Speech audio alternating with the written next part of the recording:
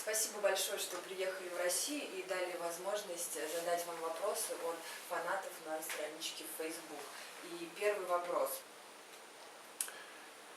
The biggest fish I caught, I actually caught two very big bull sharks in South Africa, and this was up a river, this wasn't in the sea, and those fish were just under 3 meters in length and about 500 pounds, so we're talking about between 200 to 250 kilos.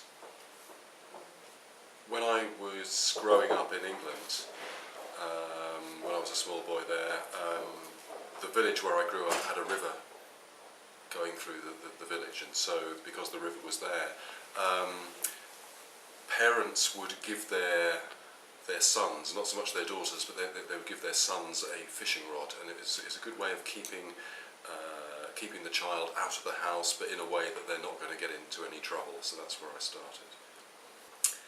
I think my favourite monster, if that's the right term, Goliath tigerfish from the Congo.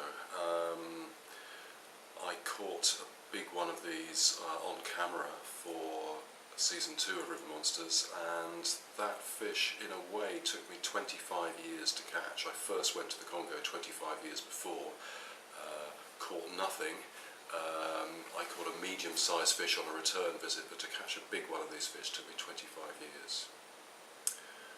Well, I'm now filming season 4 of River Monsters.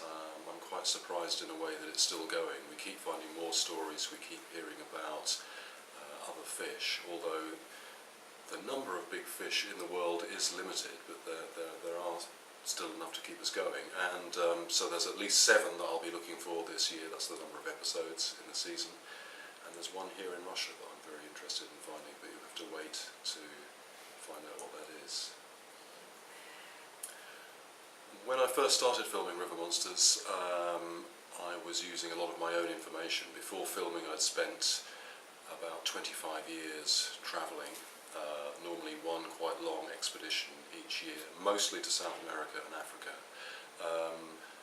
As the programme has gone on, we've got into more unfamiliar territory, and so we find stories on the internet, newspapers, and sometimes people even email me. So it's a very journalistic process, hunting around, trying to find stories from whatever source we can, really.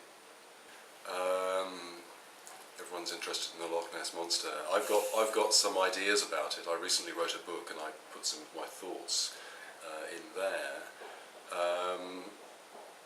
It is something we might look at in the future.